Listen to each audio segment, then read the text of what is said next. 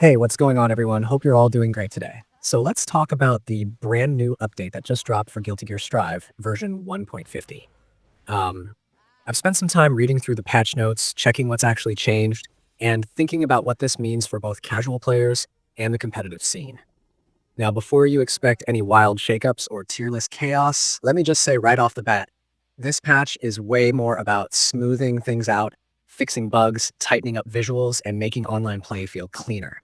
But even though it's not one of those huge balance overhauls, there's still plenty worth talking about, especially if you're a ranked grinder or someone who plays characters like Venom or Lucy. So first things first, this update rolled out officially on October 9th, 2025, and it bumped the battle version up to 4.99, which tells you right away this isn't a brand new season or expansion. It's one of those maintenance type updates that sneak in some quality of life improvements and character fixes. But here's the thing. Even small patches like this can subtly change how the game feels, especially for people who play online every day.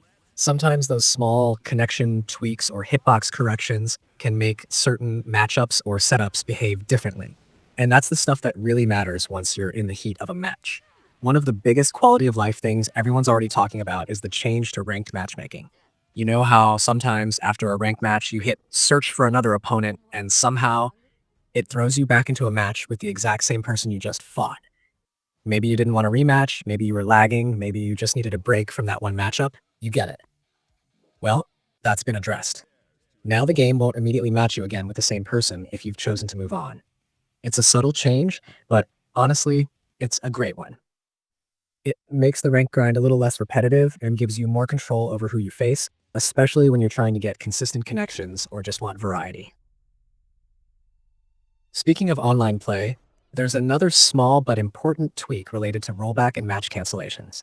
The rollback threshold for when you can use the vote to cancel match option has been lowered. That means if your game starts lagging earlier than before, you'll actually have the chance to vote to cancel that match sooner, instead of sitting there for a round or two just trying to power through terrible delay.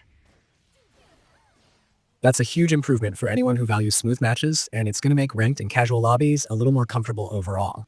It's something a lot of players might not notice immediately, but if you've been grinding Strive for a while, you'll definitely feel the difference once you start getting into a few shaky matches. Now, there are also a bunch of small fixes across various characters, and while most of them are visual or consistency related, a couple stand out because they actually affect gameplay or setups. The first one worth mentioning is Venom. If you've played Venom, you know his entire kit revolves around ball setups, collision behavior, and those tricky, layered projectiles that he controls so precisely. Well, there was a bug where balls struck or deflected by Venom sometimes didn't collide properly. It sounds small, but for Venom players, that's a big deal.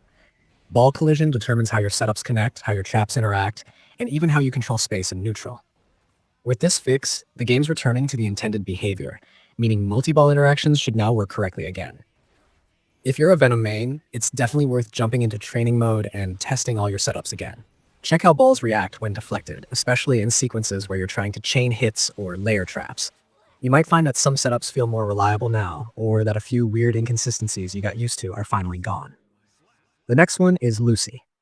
Her move, Live Wire, when used in Short Nerve Circuit, had this odd issue where the wall break positioning wasn't always correct, depending on the stage. That's been fixed, which is awesome, but there's a small note from the developers saying that the opponent's position after the wall break may now differ slightly from before. That's one of those tiny adjustments that can have bigger implications than you'd expect. Lucy players who rely on tight follow combos or specific Oki's aim setups after wall breaks should definitely retest everything. The timing for post-wall break pressure might need a small adjustment now, and depending on the stage, you might get slightly different spacing than before. It's the kind of thing that doesn't seem major until you miss a setup in a tournament or a ranked match and wonder what went wrong. Another subtle but interesting universal change involves wild assaults. Before, when you blocked certain wild assaults, the guard effect that showed up looked slightly different from blocking a normal attack. That's been standardized now. All guarded attacks, including wild assaults, show the same guard effect. On paper, that's just a visual tweak, but it can actually change how players read the game in the moment. Some people use those slight visual cues to anticipate what's happening, especially in tense defense situations. Now with everything unified, reactions might feel a bit smoother or more consistent. It makes the visuals cleaner overall, and in a fast-paced game like Strive, that kind of clarity matters.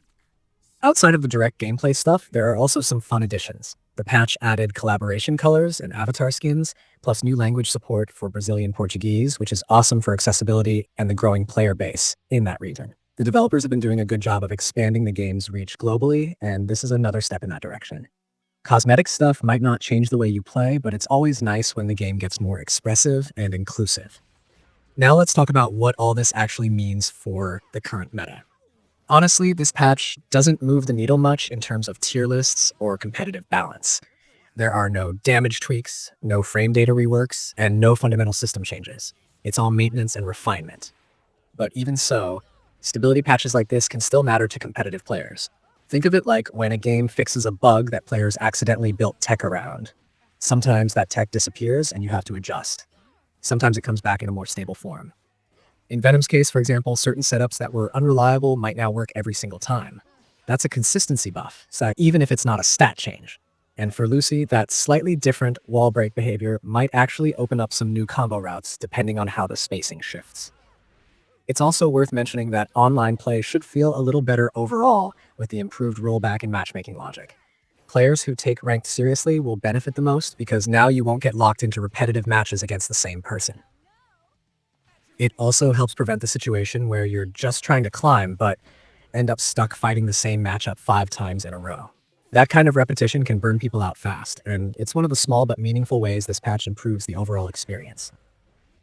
From a tournament perspective, there's not much for TOs or competitors to worry about in terms of new balance or setups being broken. The patch mainly improves stability, which is always welcome before events. That said, Venom and Lucy players should definitely take the time to verify their setups in training mode before any major competition. Even if it's a minor fix, you don't want to be surprised mid-set when something doesn't work quite like it used to.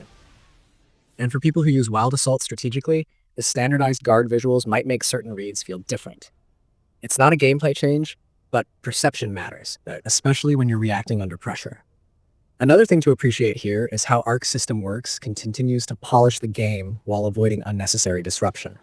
Guilty Gear Strive has reached a point where it's a pretty stable competitive platform. The mechanics are well understood, most matchups are balanced enough to let skill and player knowledge decide outcomes, and the devs are careful not to mess that up with every patch. Instead, they're refining what's already working, making online smoother, and fixing edge cases that could throw people off. It's the kind of attention to detail that keeps the game feeling professional and consistent without forcing players to relearn everything every few months. And even though this patch doesn't introduce new characters or system mechanics, it's still a reminder of how alive the game is. Updates like this show that ArcSys is still watching closely. Yeah, this is that still responding to community feedback and still working to make the experience better. They could have easily let things sit, but instead they're tightening screws, smoothing edges, and ensuring Strive keeps its reputation as one of the cleanest fighting games to play online.